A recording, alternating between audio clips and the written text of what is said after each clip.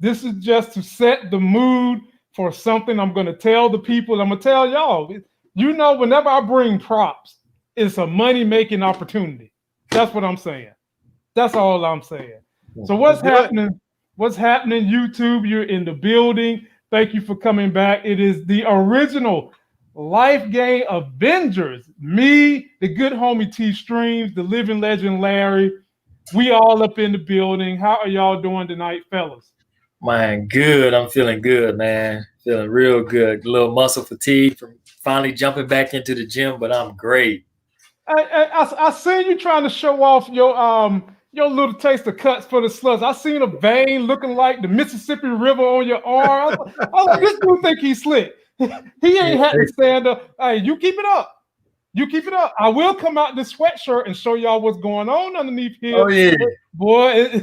Whoo, Kato, be more careful. Man, don't make me have to show my 12-pack. Hey, what you got? Hennessy? A Hennessy 12-pack? What you got over there? I don't have a 6-pack. I have a 12-pack. Oh, good Lord. Oh, my God. This guy here, man. Jeez. So in the building as of now, we have got all family. Bruce in the building. Tressa's in the building. Mooch is in the building. Moochie. Heron is in the building. Tamar Ali is in the building. What's up, everyone? And you might be wondering, why in the hell am I wearing a mask? Well, there's a theme to this mask, ladies and gentlemen.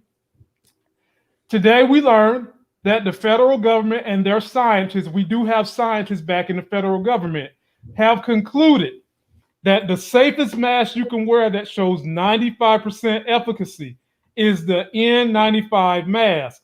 They are saying that those cloth masks are showing a 65% efficacy, meaning that you have a less chance of getting corona if you wear an N95 mask. And so to help the country get more N95 masks, our great president, Biden, has signed executive orders to enact the Defense Act to have some money go to manufacturers that make N95 masks so you all can get them. What I'm wearing is not an N95, but what's important about this mask, the company that made this mask is going to get some of the money. It's called 3M. All that was said to say, ladies and gentlemen, we will be talking about investing in 3M at the end of this video because I got a list of all the companies that's getting government funds, and you know what that means, cha-ching. That's right. That's what we do over here. Good now luck getting that thing off. Yeah. Hold on. Once you have headphones on. There we go. I'm out of it. We also got a little bit of baseball news. I don't really cover baseball on this channel, but a legend in baseball, legend in Black history died today. Hank Aaron, baseball legend. He died today. And ladies and gentlemen, I'm going to show you this clip. And then we'll just talk about what he meant to the fellas on this panel and what he meant to you guys in the audience. Take a look at this. We have some breaking news in the world of sports. Legendary outfielder Hank Aaron has died. He was 86. Hammerin' Hank slipped away peacefully in his sleep. Hank Aaron was an icon of the game of baseball with a career that spanned 23 years. He famously broke Babe Ruth's record of 714 home runs back in 1974. It was a record that he held for more than 30 years. He retired in 1976 with a career total of 755 home runs. Hank Aaron made his major league debut at the age of 20, and he started his career, like so many others back then, in the Negro Leagues. I had the great honor of interviewing Hank Aaron for the Today Show in early 2020. Hank Aaron is widely considered one of the greatest to ever play the game. But before he donned that famous Braves uniform, he took the field for the Indianapolis Clowns of the Negro League, leaving his Alabama home in the early 50s. I remember so well my first year that I left Mobile, Alabama. One little coat, $2.50 in my pocket, and my mother told me that was all she had to give me, and be very careful with it. What was it like playing for the the Indianapolis Clowns. To play in that league and to play with the ball players that I played with gave me an opportunity to do some things that I wanted to do. Is it true that there was perhaps more talent in the Negro Leagues back then than there was in Major League Baseball? I would not doubt it one bit. There was so much talent. Though thousands of fans came to their games, Negro League players were not treated equally. Roadside restaurants banned blacks in their dining rooms. Gas stations closed restrooms, and white hotels shut their doors. In 1947, Jackie Robinson broke baseball's color barrier. Was there any pressure on guys like you to stay in the Negro League? Yes, it was. Pressure from the players that you played with was telling you that you can't make it. You'd never make it.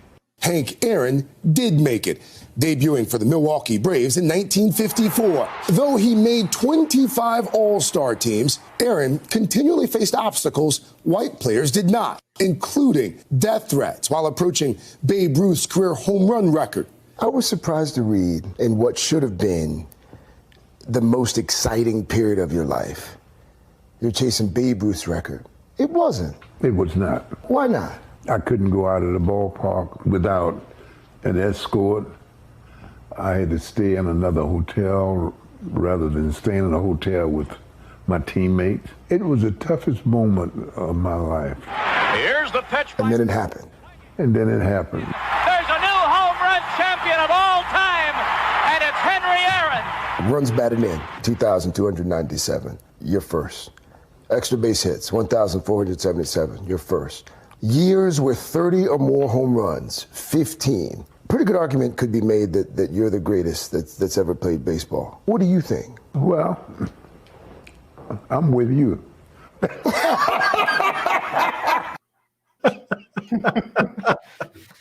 Ladies and gentlemen, there's not been another hitter with those kind of numbers. I mean, those are astounding numbers. Secret you don't know about me, my favorite sport as a kid was baseball. Yeah. I started out in baseball. I was pretty decent, and I didn't really roll with it because other sports came easier. I loved it, but I liked football and basketball too. And so I followed this brother. I knew what he stood for, him and Jackie Robinson. And I can't imagine being on the cusp of history to be the home run king of that era, and you have white people. He didn't even tell this story. There was white guys outside the baseball field when he left trying to shoot him. If it had not been for the police that was inside the building tackling these dudes, and one of the policemen was in on this killing, he wouldn't have lived to go this long. Yeah. So my legacy for him that I feel like has fallen on deaf ears was you can play baseball and you can have all adversity against you. Just keep swinging the bat. That was one of his famous quotes. No matter what's going on in your life, keep swinging the bat. And so having said those things, Larry, I give it to you first. Do you have any legacy that you've taken from this man and his great achievements as an African-American? Yeah, man, I love these old dudes, man. They were great. All, Hank Aaron, Jackie Robinson, Jesse Owens, they all were just some serious dudes that were coming up that used their athletic prowess for good. Mm-hmm. I'll be honest with you. I feel like he was a bit cheated out of his record. And in a lot of ways, I still think he's the rightful record holder, because when his record was broken by Mark McGwire and Sammy Sosa, both of them were doping. Both of them were cheating using, Don't forget Barry Bonds. Yeah, and here's the thing: it's hard to say, okay, who is better with this or what record should stand for when, because forget about all the doping, all the chemical, assistance that people were getting with all the testosterone and the steroid creams and I forgot the other stuff that that Mark McGuire was using. It was like the precursor to testosterone, where you would take it and then it would cause you to create more testosterone. And but forget all that stuff aside, just the technology that people have today to make them better athletes.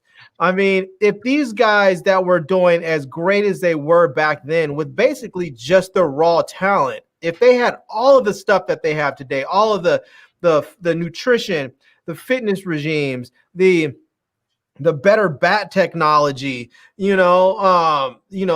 cleats that actually give you more, that give you more push-offs, so you have a better swing. Computers and scientists that are actually analyzing your swing, telling you exactly where to put your bat, where to move it, how to swing, how to improve your rotation. If they had all of this stuff, I can only imagine how much better they would be, because these guys were holding records, breaking records and setting records, and those records have been standing for years, until modern technology kicked in and allowed people to sort of push past them. So I can only imagine how good they would be with all of the stuff that we have today available for athletes. Cool. Right. T-Streams on you, my brother. Yeah, my man. It's just like with a lot of the living legends, man. Back in those times that was able to overcome tremendous adversity and obstacles while dealing with professional sports, man. I tip my hats off to all of them. These are the guys that, when I was in like grade school, you'll see the little, the caricatures or the pictures of them above the chalkboard and stuff like that in the inner city schools. And it before the Michael Jordans and the Kobe Bryants, these guys were like, they were like staples. Everybody, if it wasn't him, maybe it was Joe Louis, or if it wasn't Joe Louis, maybe it was somebody else. But these guys, they have, they really have a very important part, not only to Black history, but Black history in athletics as well. It shows you where we come from, where we come from, where we're going, some of the things that we've actually had to go through in order to get to where we are. If it wasn't for a lot of those guys, some athletes nowadays wouldn't be in a position to do and be who and what they are. Nope. And a lot of the same fighting for rights and stuff like that. Like, for example, with the Negro Leagues and things like that, man, segregating us all so that we could have our own, while mainstream as a whole looked at it as an inferior sport to national baseball. It actually set the ground rules for hometown heroes that look like you and I. And so another legend passes on. I can't take anything from it. He lived a full life. People nowadays struggling to reach 40 and 50. He saw the better half of 80. So I salute my man. Yeah, man, and his legacy is something I wouldn't mind expanding upon in baseball, because there was a time when close to 50% of the baseball league was Black. Nowadays, Blacks only make up about 20% of Major League Baseball. And it's not because we're not talented. It's because we're choosing other sports. Baseball is not as sexy as football, definitely not as sexy as basketball, but it's the type of sport you can play well into your 40s if you're good. And you can make a whole lot of money with the contracts they hand out in baseball. So a whole lot. So one of these days I might start some foundation for baseball, because I love to be around the game of baseball. I don't like to watch it on TV. I don't like it, not much, but being in and around the sport, I do love it. And I'm going to wish my man well. I wish his family well. Rest in peace. And we're going to move on, fellas, because we've got some other Black superstars. They told us we couldn't do nothing. And damn it, you give us a chance and we go and take that inch and go a mile. You fellas, I think everyone on this panel can say that they like this young lady right here. Oh, yeah. You in agreement with that, T-Streams? Regina to the king. Okay. Guess what she's going to be hosting this weekend? Saturday Night Live. Regina King is headed to SNL. She will host the February 13th show with musical guest Nathaniel Rateliff in Saturday Night Live, her Saturday Night Live debut. John Krasinski will also host Saturday Night Live for the first time January 30th. Machine Gun Kelly will make his first appearance as a musical guest. Fellas, what has this woman not done? I mean, let me go back down here. She's won an Emmy. She's won an Oscar. She's directing now. She's in major TV commercial deal. Do y'all know that Lincoln paid this chick $10 million to do that Escalade series of commercial? That's wow. That's big. That's nice. That's a nice come up right there. $10 million to do the Escalade series. Oh my God. T-Strings, I give it to you first. How do you feel about the way this lady from 227, I remember her being one of my crushes, is just blowing up and showing the world what a real Black sister can do? Yeah, what 12 and 13-year-old kid back in the day didn't like seeing her run across the screen on 227 with her little braids and stuff. I like what she's doing, and I like that she's expanding and doing different things and still making it happen. Right. So, to the casual observer, you might say, oh, Regina King might have fell off because you don't really just see her all over the place. But in essence, she is all over the place. And, you can't take it, especially from a woman that, that can get out there and secure the bag and make it work in different avenues and mesh it all together. When they released that film, they had already did a lot of hype for that this film that she just released. But once she released it, I can see a lot more doors opening up for her. You bound to see her all over the place now. And so hey, Queen, it's all good. It's all good. All good. Larry, speak on it, my brother. I know she's in your Rolodex hot list. We share her, unlike we share Ramona. So talk about this sister. Yeah, man, I like Regina King a lot, and I'm kind of hoping to see her maybe go go on Broadway or something. I mean, she's already got 2 of the 4. She might as well go get an EGOT now. She's got the Emmy she's got the Emmy and the Oscar. She just needs to get the Grammy and the Tony. So, if she's lucky, maybe she goes in and maybe she'll go on Broadway with a good musical, and she'll get the Grammy from the song and that won her the Tony. She can knock both of them out at one time. Mm-hmm. So, I want to see her.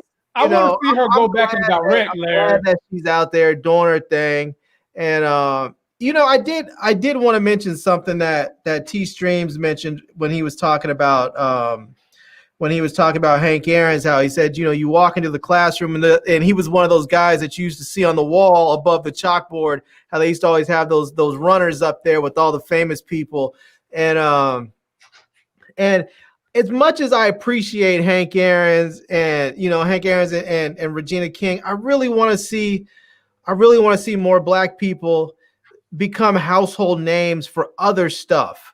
I mean, I want us as Black people to have our Warren Buffett and our Bill Gates and our our Tesla dude, whoever those people might be. I want us to have our household names so that young Black kids can grow up and want to be something more than a ball player or an actor or a director. And not to say that being an actor or a director or a ball player isn't enough. It is, but the reality of it is that not everybody has the physical, the physicality to become a professional athlete. Not everybody has that. Not everybody has the ability to be a great, the creativity to be a great actor or director. So there are other things that people can do. You can be a great businessman or a great scientist or something like that. I want us to have our Anthony Fauci, so that when young kids come up, that's why I got to stop you on that. Here's the problem with some of what you're saying.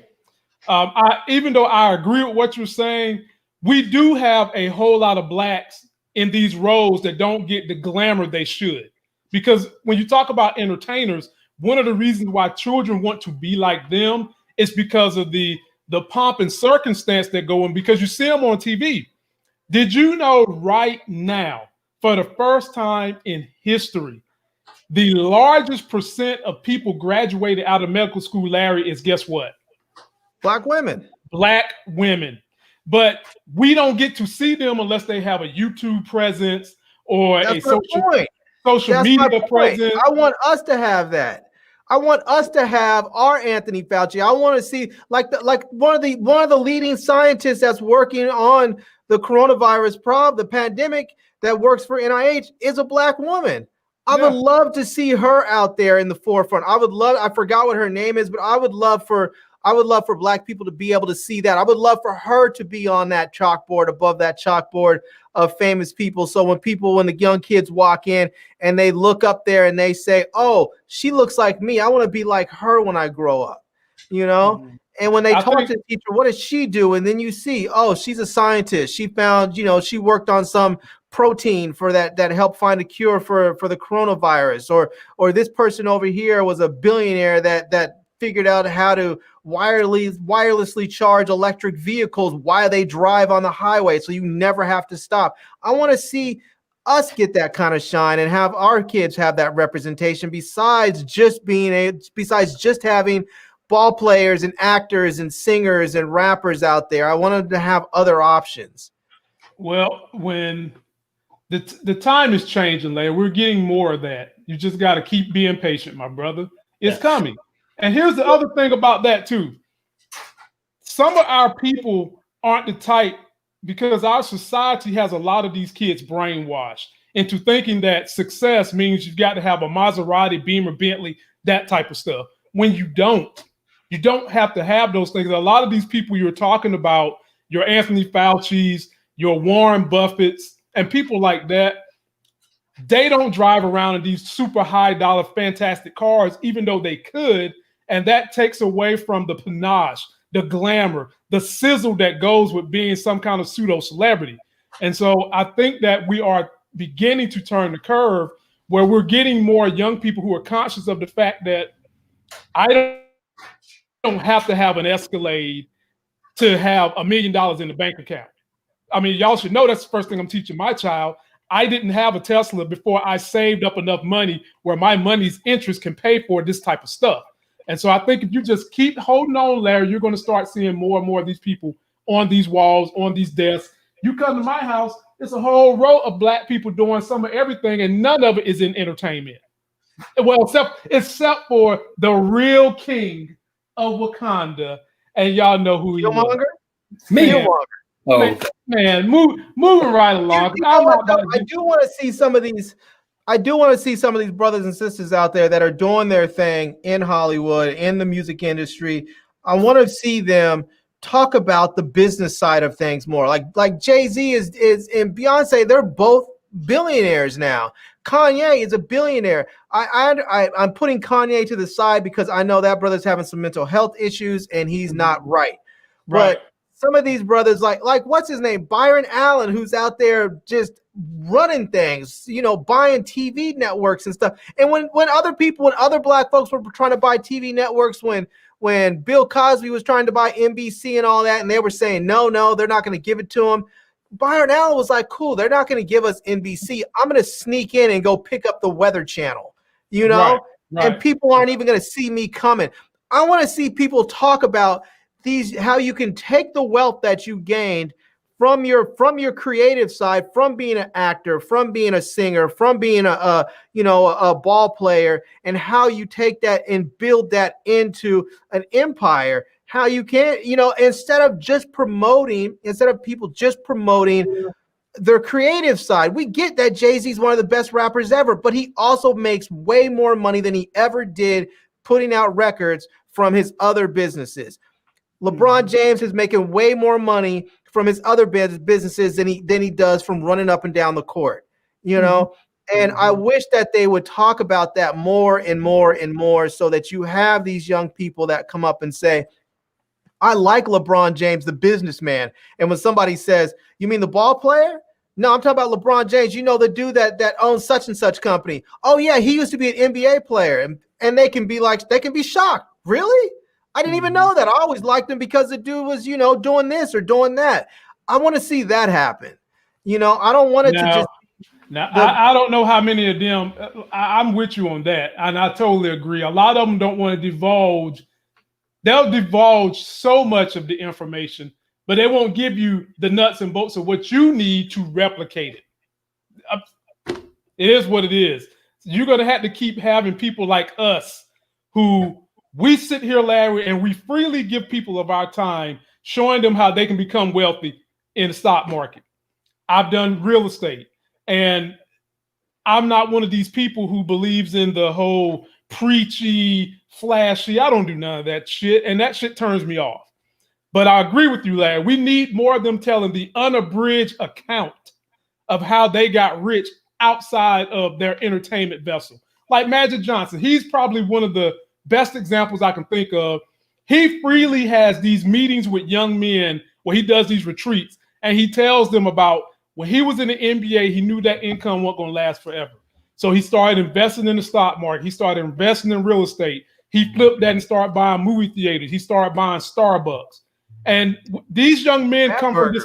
Yeah, these young men come from that retreat with real insider knowledge, because Magic don't hold nothing back. He tell them about tax breaks. He tell them how to get money from the government. So we do need more people doing that. So, but I'm gonna move us on, fellas, because now it's time for the people that follow this channel that like ratchet news. Oh boy! We wants to come in. Yeah, I'm about to let him in because the other day he said something and I took it the wrong way. So let me let him get ready to get in. But while we're doing that, I'm going to post something up here for you guys to look at. And I want to know, did either one of you see what I heard was hot garbage? What was that supposed to be, a versus or something? Yes, Larry. This was supposed to be a versus. T-Stream, what do you know about this versus? I watched it reluctantly, man, because my wife was watching it, and I just so happened to be in the same room. Hey. That is a terrible screenshot, man. What is wrong with Keyshia Cole's titty right there? Oh my God, man! Let me give you another one, man. Look, man. Look, man. That's not the substance of why I put that picture up there. Larry, God. Well, she definitely wanted him to be seen. She kept doing this all day. She did. So here's what the controversy is, fellas. Because my wife was trying to watch it, and my wife got turned off. And let me tell you why. Hold on. Before you say it,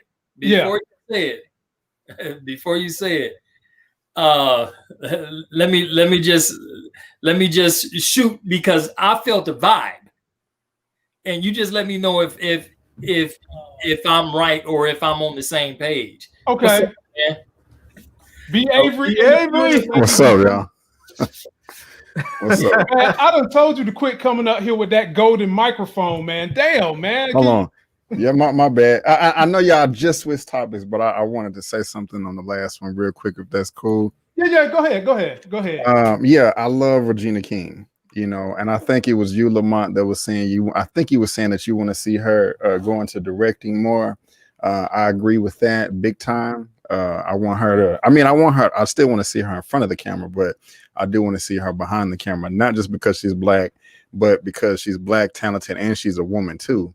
Mm-hmm. And we need those powerful voices, that perspective, You know, because black men and black women can relate because we black, but at the same time, women go through a whole other thing. You know that I can only speak to myself that we just can't relate to. And I think one of y'all was saying that black women are the most educated in the country, and Larry, I agree. Larry Lamont, I agree with both of y'all, especially you, Lamont. I do want to see more of that, more of us, not just in the entertainment field. But it's gonna be up to us to like help, push the needle. I mean, I have a small channel now, but I'm not gonna sell myself short. I want to hit 1 million one day, and if I can get 1 million views to help push the needle, to help kick the can down the road just a little bit more, I'm here for it. Exactly. So and I'm a big supporter of Byron Allen too. I know some people, kind of look at him sideways because of the woman he married, but hey. I don't know their relationship, and that's none of my business. But yeah, I just wanted to say that little 2 cents real quick. But yeah, we can. That was just important to me. I was feeling it when y'all was talking about it. No doubt. So. This is our specialist in movies and TV, ladies and gentlemen. Big round of applause for the brother B. Avery. Wanted to get in and let us know he crushing on Regina King too. Oh yeah. I was crushing on Regina King too. I would have came earlier. I was doing my WandaVision episode 3 video. And I'm these special Negroes. I got to pick on you now. The special Negroes. No, we didn't. No, it wasn't released early. I mean, you got it early. It expired though, so I had to wait again. So I got it again with y'all. So he was like, "Oh no, oh wait, hold on a minute. Yeah, I did get that one early." But I'm so special, I didn't even bother to watch it, so I had to wait and watch it with the regular scrubs. Yeah, I'm not getting no more early ones, unfortunately.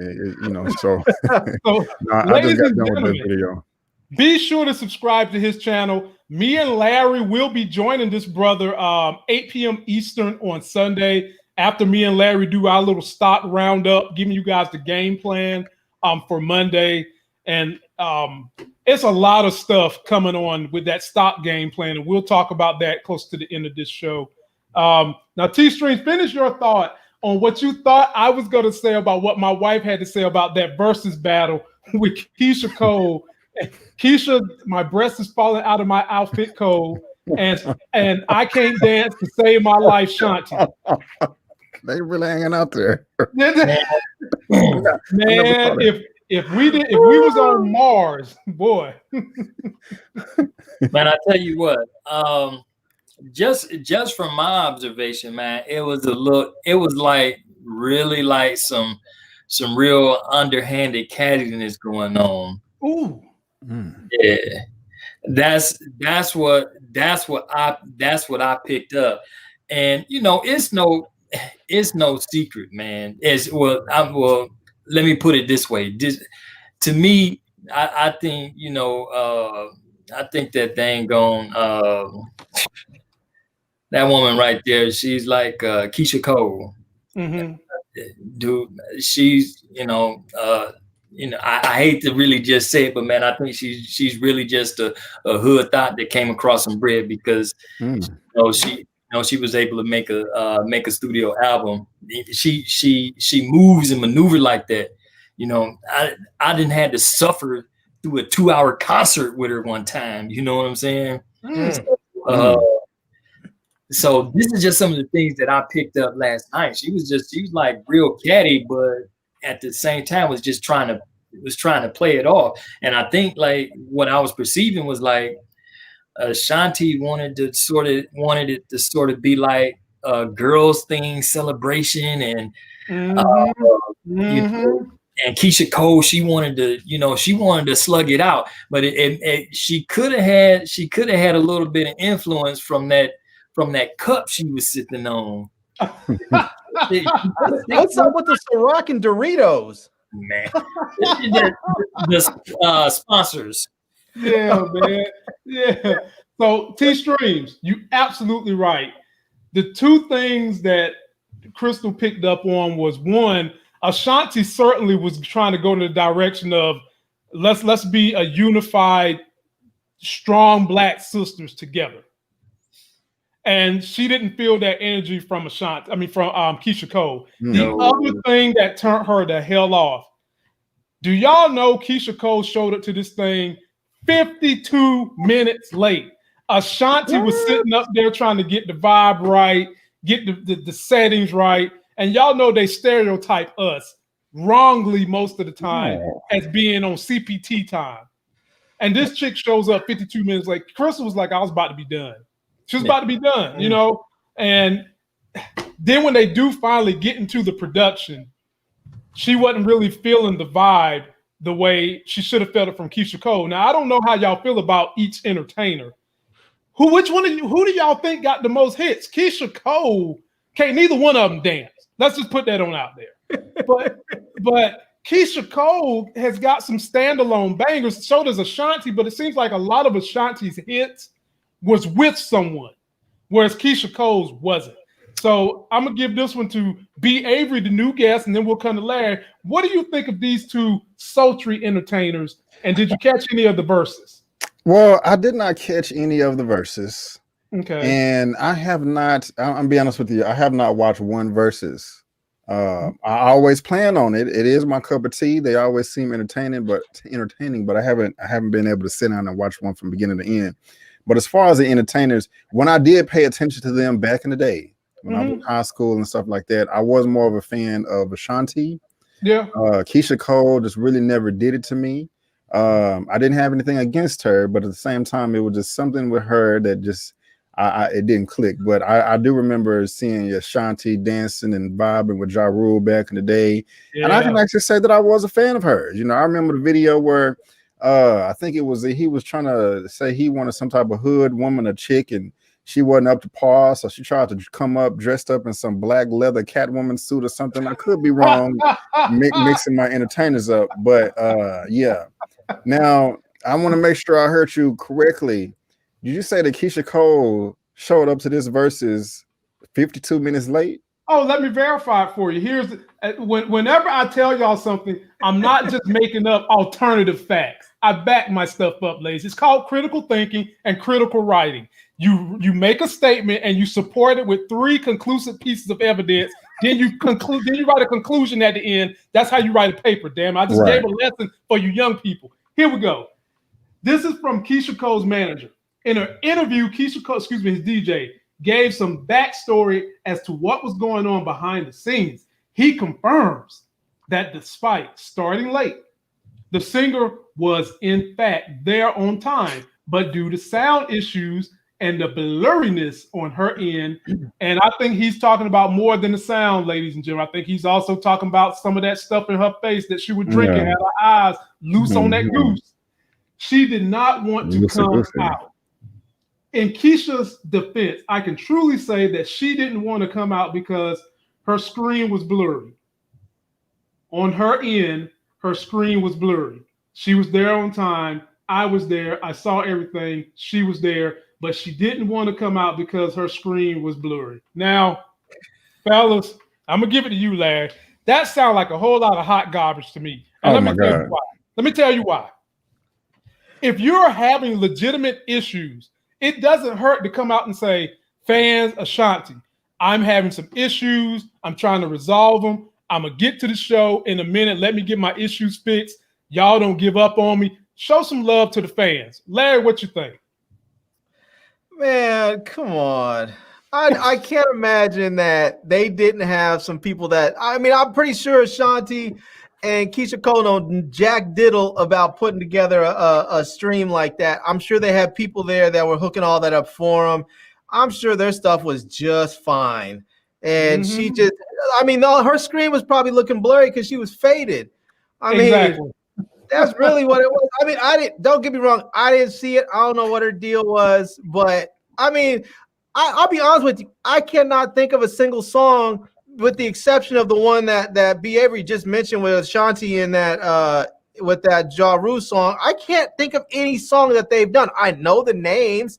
I've seen them on Love and Hip Hop Hollywood or something. I know that I've listened to their music in the past, but they are not anybody that I can think of that that makes, yeah, they don't come to mind really. I guess they're non-factors for me. And to be honest with you, when I was thinking, when they were saying versus with Ashanti versus Keyshia Cole, I was like, what is this gonna be, like a one-hit wonders? You know? No, man, no. Versus, I was like, I can't think of any hits that they have. I was Larry, stop Yeah. it. what are they gonna do next? They're gonna do a versus between Snow and Vanilla Ice?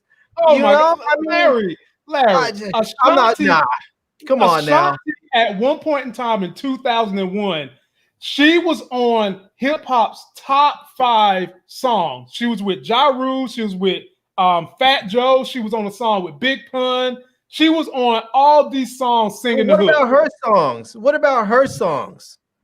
She had a song called "Rain on Me." I think that's the one song I remember. On me, was that it? Then she had the other one. She had some hits, Larry. Yeah. All right. Yeah, I'll tell you, I want to see a versus. I want to see a versus with Sade and Anita Baker. Cotto, be more careful. I want to see that versus. Now that would be entertaining. So here's the thing, man. I've watched several of these verses, and honestly, man, it's the majority of them don't start on time. Hell, the one with Gucci and Jeezy was about an hour or so late, starting and stuff. I don't really think it was anything wrong with her camera because, while we were sitting there looking at the screen, Ashanti was on one side and they had this screen, and yeah, you know what? No, Buzz is actually right. No. Not saying that I was, but to say that when their music really don't appeal to men or gentlemen, so when guys like us hear okay, Ashanti and Keyshia Cole versus, the first thing that really trigger is, man, we just gonna watch for the looks, just for the eye candy portion of it, because 90% of their songs is talking about how some dude did them bad and they all sad about this shit and all this other. Especially Keyshia Cole. Keyshia Cole. Yeah, and really, if you have a significant other, you really don't want to be sitting next to your girl while they listening to another person boo-hoo about something, especially if you did something bad in the past anyway. So you just I guess I just don't really care for that, for those. Not that they're not good. I just don't really. They don't do anything for me, I guess. Yeah. Well, fellas, we was all up into me. As a matter of fact, I can recall me, Larry, and T Streams when they had that first versus battle between Teddy Riley, and his ass showed up late, but Babyface was on time. His sound was good. Everything was good with him. We said they need to have a versus battle between what two females, and then 2 weeks later they having a versus battle. Who did we say? And then we ain't never get paid our coins for creating that versus battle. That was Jill Scott and Erykah Badu, right? All day. It started on our channel, and we ain't won that one. I didn't see it. It was decent. Yeah, and it really wasn't no winner declared. No. That was probably one of the more decent ones. Yeah. E40 and Too Short, Drunk as Hell. Just I was really looking forward. That was the one that I watched because I was really looking forward to that one because I'm a big fan of both those dudes, and I was disappointed because it just was disappointing. Yeah. Golly. Hold on. Buzz 703 is fine as frog hair. Is that a good thing? Is that a compliment? That's a good thing. That's a good thing, man. Okay. Absolutely. 100%. Okay, I just respectfully disagree. I don't think you're country enough, man. You need to spend some time with some country folks like like Lamont. Lamont starts throwing out some sayings. He's not country, but Lamont has some country sayings. Back in the day, they were fine, but I'm sorry, that picture you put up, they both look horrible. Maybe they look good during the stream, but that image that did not look good to me. Yeah, the images weren't. Yeah, that's not a good look for him. That's horrible look. Especially Keyshia Cole. I mean, titties are everywhere. I mean, it just looks horrible for Keyshia Cole. I mean, she looked stoned. Yeah, she looked like she trying to talk to that mic. She looked like she's trying to do something else to that mic. If you want to be perfectly honest with you, I'm not Where are we feeling gonna that. see? Where are we gonna see a versus with Jay-Z and Nas? we're not. That's the versus. The show. That's the versus right there. Yeah, we're not going to see that. But fellas, I'm going to move us on because we still got stuff to cover. And I'm gonna try to get through all of them tonight before my little overlord decides she wants to take over my studio again. Because her mama done dropped her in here and just let her run. Fellas, y'all are men. You know that there's a sacred degree that goes with your man cave, and in today's generation, most men's man cave is partly a gaming studio or at the very least a YouTube studio. My wife had the audacity to drop the baby in here, and my baby is an explorer. She probably is going to be one of the first black people on Mars, and that way Larry can have somebody to put on his wall and all that. Yeah, that's good. She dropped this child in here, and where do y'all think she went at? The first place she went at was this little wall right here, and was trying to get everything. My X-Men book, Game of Thrones, the stuff Robin Hood sent me. By the way, Robin Hood emailed me. They might want me to do a speaking engagement later on this year. Hold up. Nice. And speaking engagement. My YouTube plaque, the baby was all over the place. But having said those things, Lisa made a good photo, bro. And she looked good with the X-Men thing in the back. You need to frame that right there. You're teaching them young, you're teaching them well. But yeah, put that in her room. Yes, sir.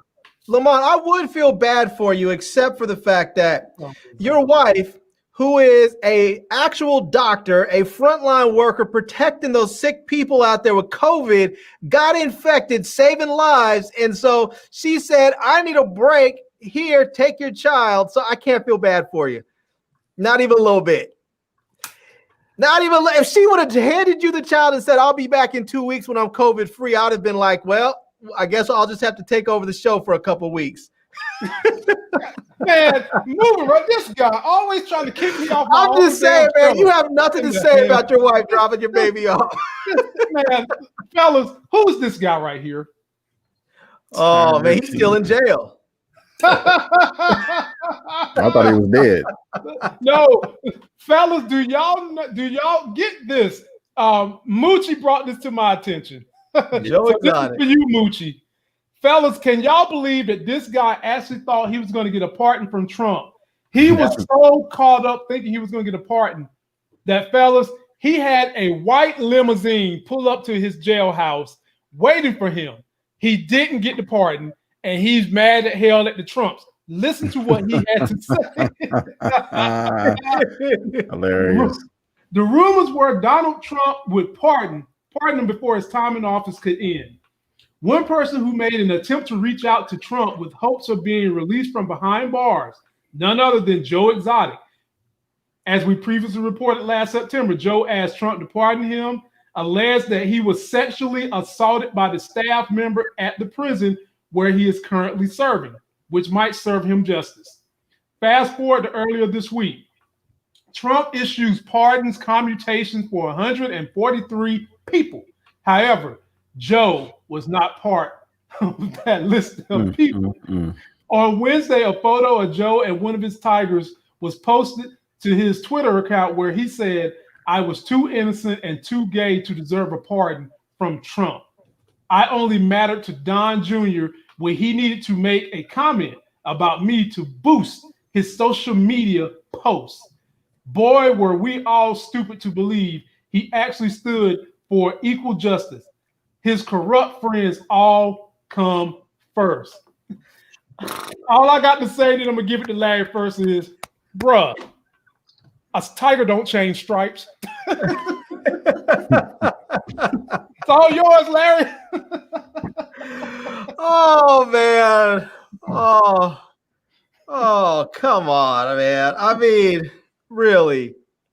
When I see this and I read this, just makes me so glad that Joe Biden is president right now, and hopefully we can get back to some normalcy. I mean, the idea that we would even have to bother ourselves with the speculation that some dude named Joe Exotic was going to get a presidential pardon is just utterly absurd, and I'm glad that we can move on from this stuff now. because this should not. That is one of those things that shouldn't be in no one's mind. None of us should have to ever have been bothered with that. So It was an entertaining docuseries. It was fun to watch because we were all freshly on lockdown. We needed entertainment, and that provided us a sense of absolute lunacy. And I mean, but to be honest with you, watching that, it reminded me of, oh, right, this is what Donald Trump's base looks and acts like. And we need to all remember that. Yep. T-streams, don't you? They're entertaining, but just not in a good way. Right. Man, I saw that bull crap the other day when it was like happening. Man, you never presuppose that you are going to get a presidential pardon. Dude, he was too, if that wasn't a narcissistic move, to say the least, on his own self, man, I don't know what else is. He showed himself a buffoonery, but Trump wasn't part no gay dude. Yeah. I mean, he wasn't. Yeah, Trump don't like queers, no way. But well, Trump don't like black people, but he pardoned 3 of them that was in the hip hop community, and one of them was a mayor. Yeah, that's because he wanted something out of that relationship. He thinks he's going to be able to get something out of there. He's not getting anything from Joe Exotic. Yeah, he's trying to buy back votes or something. He's trying to do something. If he ever get a chance to run again, because they, which I did just hear today that there is going to be a trial. If for some reason he able to wiggle his tail up out of that, he trying to, it'll come back up. He trying to do something. It's going to come back up. Mm-hmm. Okay. Trump's gonna have a hard time running for office when the Southern District of New York puts him in jail. And Larry, that's the only people I'm looking at that's going to do some justice to Trump. He's not going to get convicted by the Senate because too many of them are trying to save face with his legions of hardcore right-wing sycophants. Yeah, they want us to stank the base. Right. So, but B. Avery, how do you feel about Joe Exotic talking pure trash about Trump because he had his limousine waiting for his pardon to be taken away? I think this is hilarious. I think he's a hilarious idiot. I mean, these people are freaking retarded. I mean, how can you be like? It's funny. I'm torn because he's a dumbass. But yet again, he had this successful business. So he had to be smart enough to do that. I just don't understand. Like, I am very happy and I'm very glad that the crap is really hitting the fan. And there's like all this infighting in between these groups of people, and that people are really realizing like, wow, I have been duped. This man really didn't give a crap about me or us, I mean, I was screaming it from the rooftops from day one. I'm like, we all were like, what are you talking about? This man does not care about you. Yes, he does. He's going to do this. He's going to do that. And look where you at. You don't waste money, wasting white limousines, and you in jail.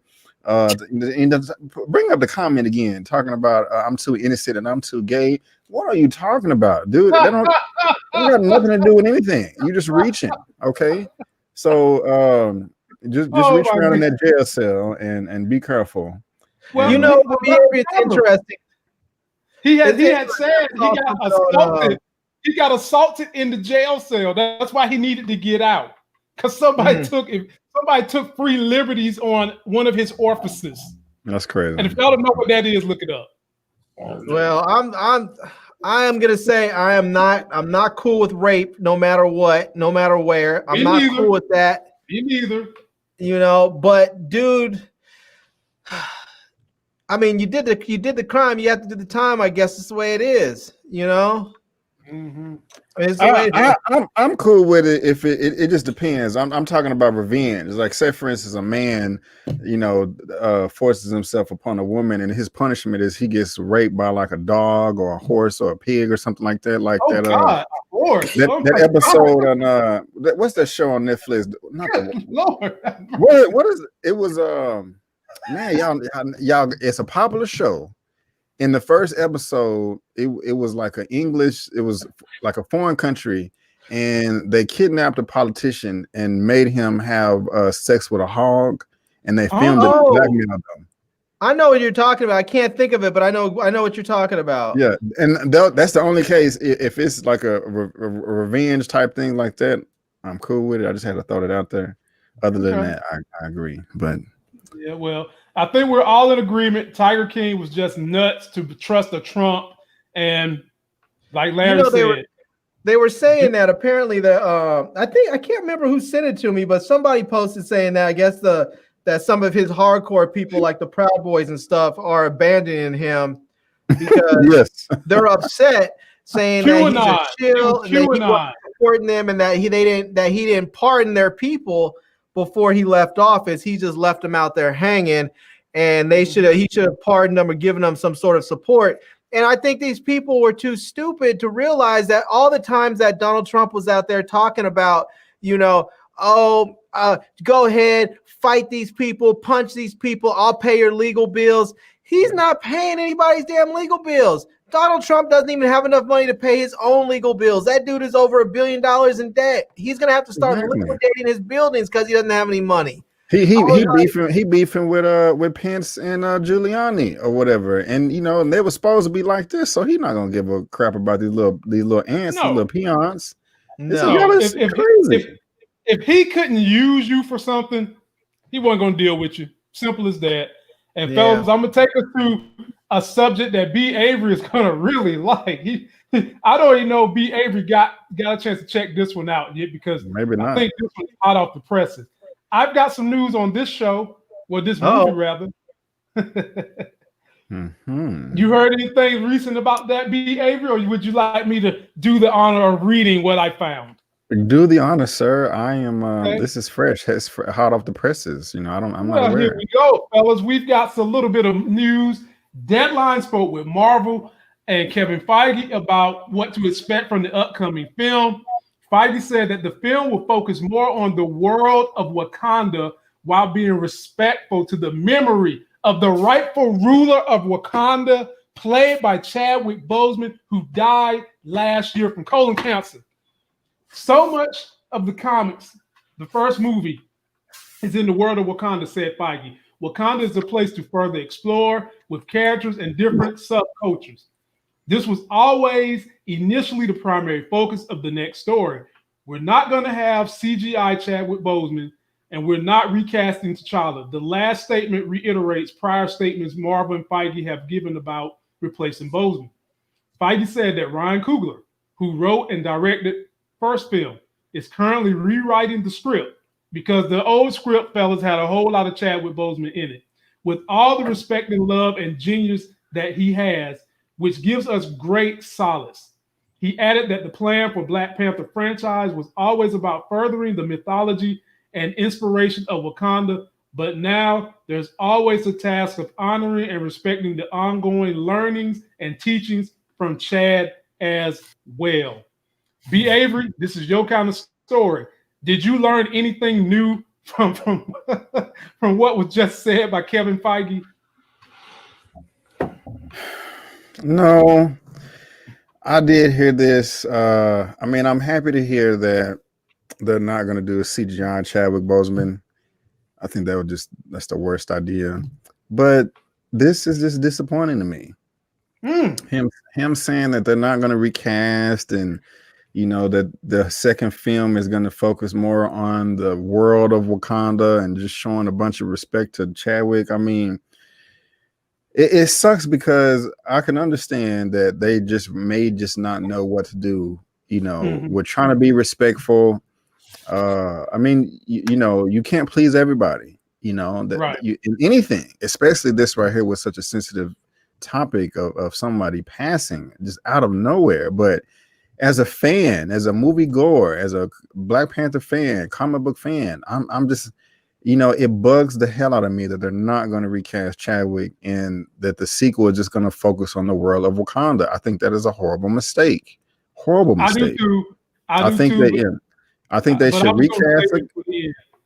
I think they should recast the character And if they are going to have some type of series or representation of Wakanda, just let it be another Disney Plus show, kind of like what E-Man was saying. But that's just how I feel about it. So I'm very disappointed. Okay. T Streams, how do you feel about this news and what they're trying to do with Black Panther 2?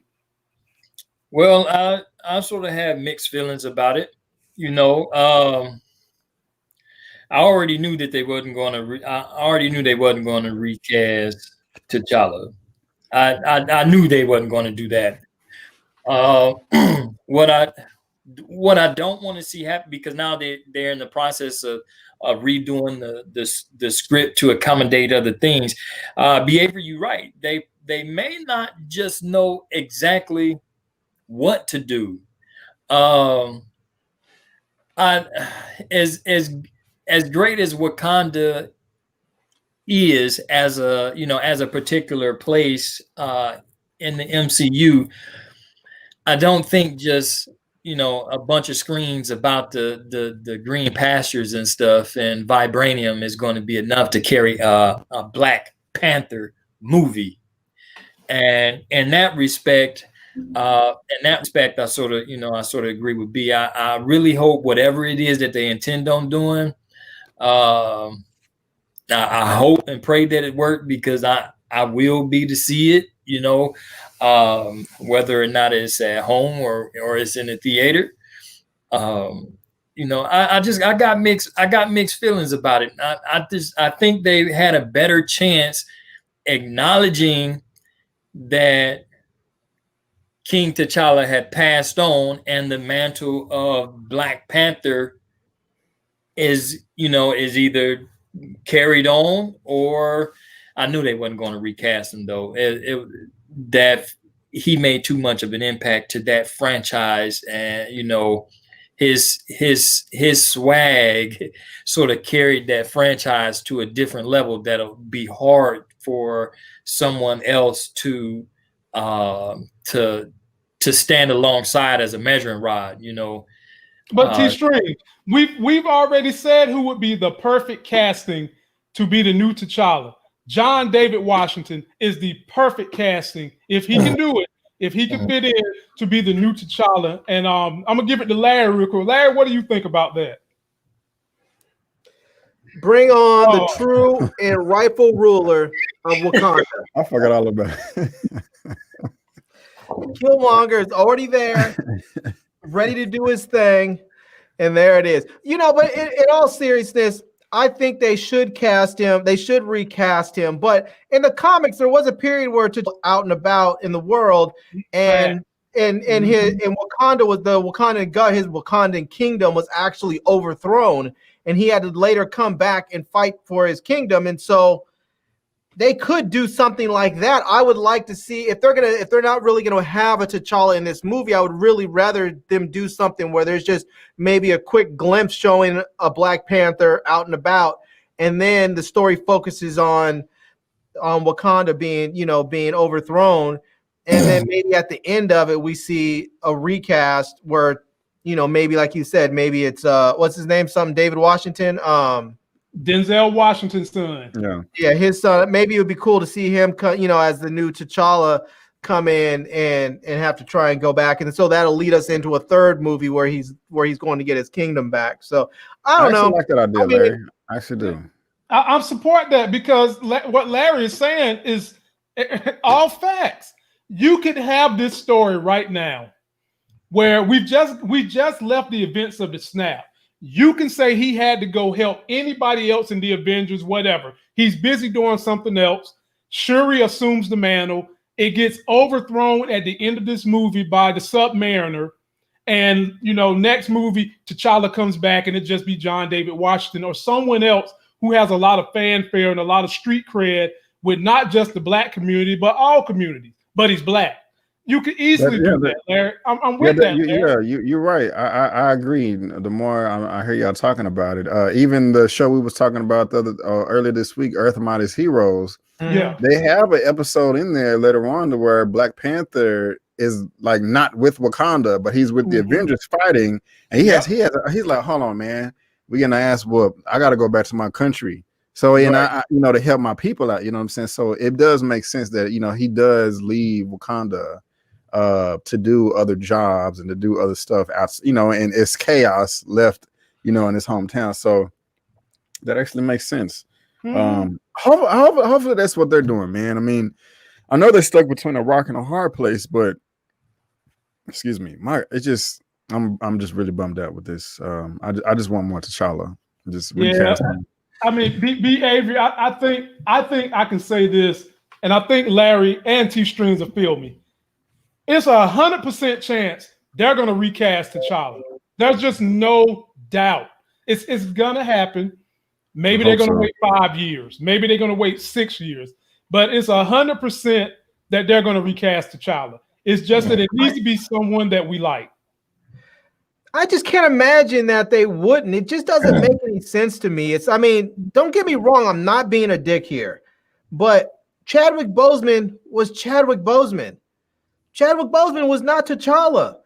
He was an actor who played T'Challa. Chadwick Boseman was not James Brown or Thurgood Marshall or Jackie Robinson. He played them in movies. And so to recast that, it's not like, what are they going to say? Well, he passed away. Chadwick Boseman passed away. So we're never going to make another movie about Jackie Robinson. We're never going to show Jackie Robinson in another film.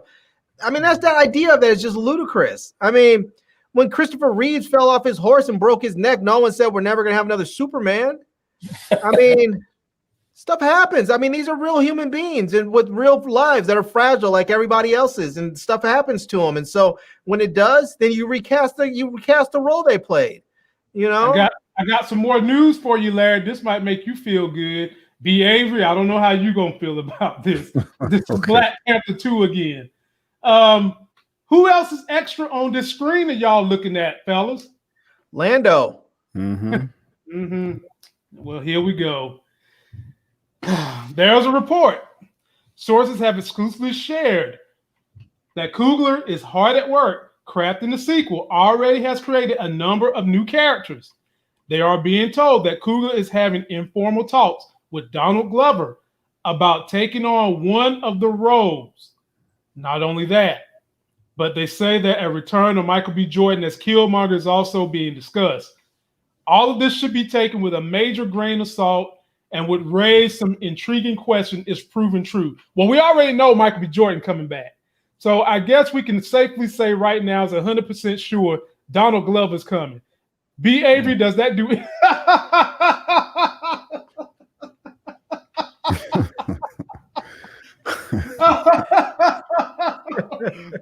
B. Avery, the floor is yours. Say whatever you want.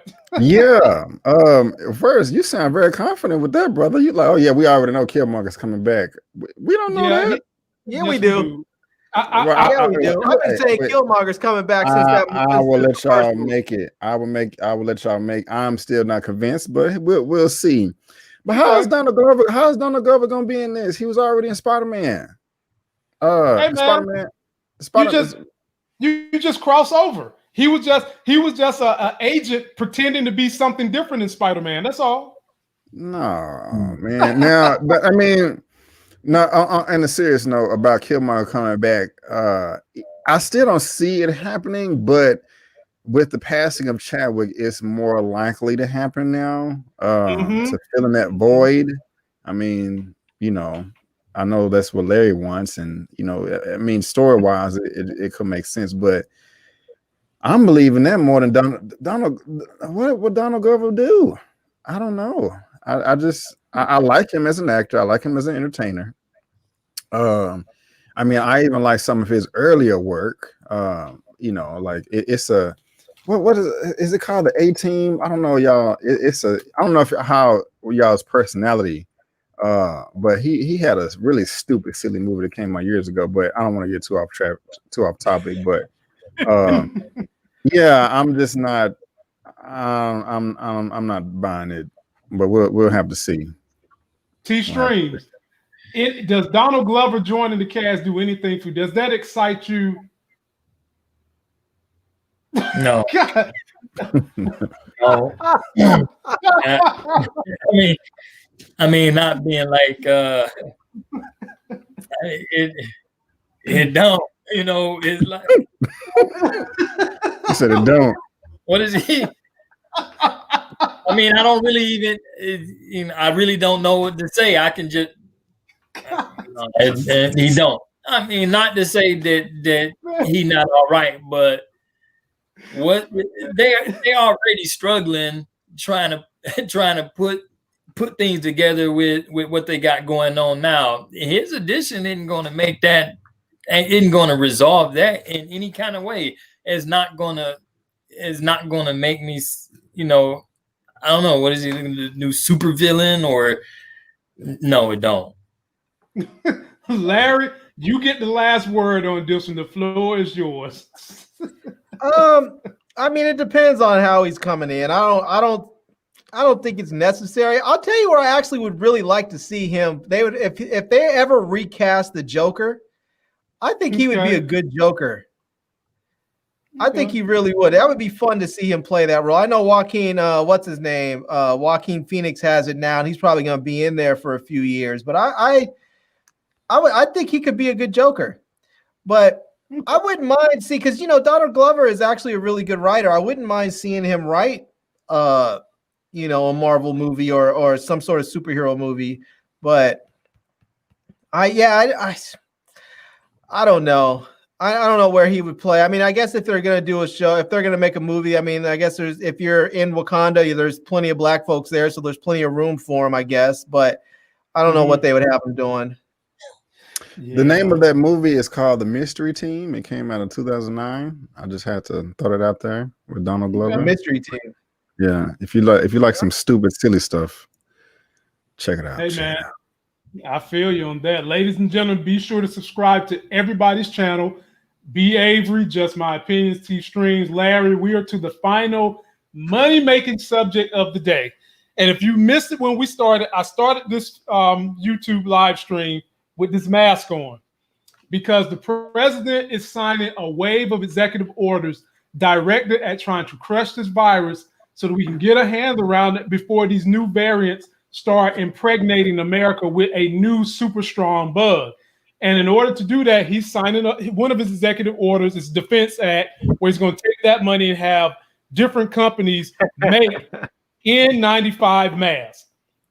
And ladies and gentlemen, one of those companies that's going to be getting these funds is this company right here, 3M. That is a stock your ass need to be running to on Monday. 3M is one of them. Illumina is another one. They do genetic sequencing. And I will take you guys inside my Robinhood portfolio so that we can deep dive on a couple of other things that are going to be coming on. And this is just a preview. Me and Larry are going to give you guys the full view of everything Sunday night. But I just want to preview for some of you that might miss the Sunday night show. So you want to go and take a look at this company right here called 3M. Their ticker symbol is 3 M's, just like they call it. They were down a little bit this week, which means when he signs this into a bill, this executive order on Monday, this is the perfect time to jump on them. If you can't afford to stop, buy a long call on them. And there were some other things that was going on out there this week too. You've got genetic testing because the only way we're going to be able to understand which variant is which, and these other 3 strands they found, they're saying are more contagious and more deadly than the one we're dealing with now. So you want to pick up some good genetic testing companies. And my favorite one of those is CRISPR Therapeutics. Their ticker symbol is CRISPR. And they have been doing gangbusters. I owned this company when they was $90 and I got tired of waiting. And here I am kicking myself in my privates because 3 months later, that $90 stock is $189 and I had 100 shares. And I jumped out the window at 110. I just jumped out the window. I made some money, but I ain't make $100 more. But ladies and gentlemen, I wanted to give you guys that little bit of a preview of what me and Larry will be covering on Sunday. We give you your Sunday evening quarterback game plan for stocks. Now, Larry, you had a question about a stock. What was your question? and I'm gonna take it on the air so we can go over it with the people. Yeah, I was actually looking at getting AMC, the horrible movie theater company that has been going gangbusters. I actually almost bought them last week because they were at they were hovering around $1.89, $2, something like that. And I almost bought them, and then I talked myself out of it. And this week they've gone up to I think they're at $3.28 now. And so, I was actually planning on picking up a couple hundred shares, and I would have made my money back more than, I would have made my money back and then some, obviously. I would have almost doubled it at this point. And yeah, so I don't know. I mean, I was thinking about maybe buying a selling a put on them or something, but who knows? We'll see. Yeah, I would. If you don't want to, I wouldn't spend the money to outright own the stock, Larry, because we're not going to be done with coronavirus this year. These movie theaters ain't going to be doing no good numbers probably till Q3 of 2022, if then. But right. If you really want to just go with the wave, because the reason this stock went up is because there's a Reddit group that basically they kind of hold their own little stock group, and they was telling everybody to buy AMC, and that's what helped boost the stock, because that particular Reddit group has a subreddit that's got almost 1 million people in it. And sometimes when you can get enough people to buy certain stocks, it can become a pump and dump situation. And so to try to save Larry some money and have him not be stuck with a stock forever, I told Larry to, instead of buying the stock, just do a call option, and I come in here and I'm checking for a little cues of data, and around, let's see here, this is about 4 o'clock. RSI was decent for you to come in here and buy it if you want. I mean, to come in here and buy a call if you want to do that. And then as I check the trade information, let's see, it's you want to expire next Friday, and you were going to attempt to sell a put. Let me see what the put is, and you always like to go one above because you kind of look at it like I'm gonna get ahead anyway. Oh, hell no, Larry. Remember, what did I tell you on the phone today, Larry? Look for what? I see that volatility rate. It's crazy. But go up a little bit more. To which one? What strike? Keep going. See, I was looking way up here at it was $7. A little bit more. It was a little bit better earlier, but you can see where at 650 it was saying that you'll get a $389 fee out of that, and then your break even. Larry, that's even worse, Larry. The implied volatility on that one is almost 1,000. No, just no. At some point in time, you got to be your brother's keepers, ladies and gentlemen. And I am definitely my just no. But if you guys want to get the rest I can't go to Vegas. You got to give me something. Man, no, Larry, no, man. We make informed, educated decisions on stock because this is money. We're trying to get people them life gains, and no. So, ladies and gentlemen, we and Larry will be up here on Sunday doing the Monday morning game plan, Sunday at 7. Then we're going to careen to the big homie B. Avery's channel at 8 p.m. Eastern. Don't forget to like our video, comment, subscribe to T Streams. He's got something interesting he's going to be putting on his channel very soon. He's back in the gym working on them cuts, and I ain't going to say the rest of it because I don't want to get in no trouble with nobody. Yeah, you got to work on it, baby. You got to work on it. And until that next Sexy as Hell video, we will see you. Peace. Peace.